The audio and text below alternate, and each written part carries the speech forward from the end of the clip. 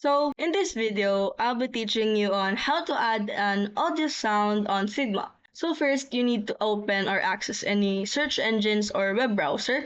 But in this case, I am using a Google Chrome, but you could just use any search engines based on your preference.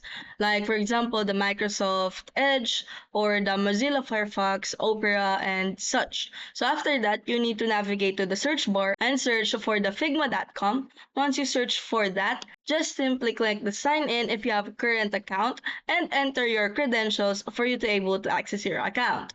But if you don't have one, just click on the sign up button and you will be able to register an account and have an account on Figma. After that, create a project or a file and then you will design it right here.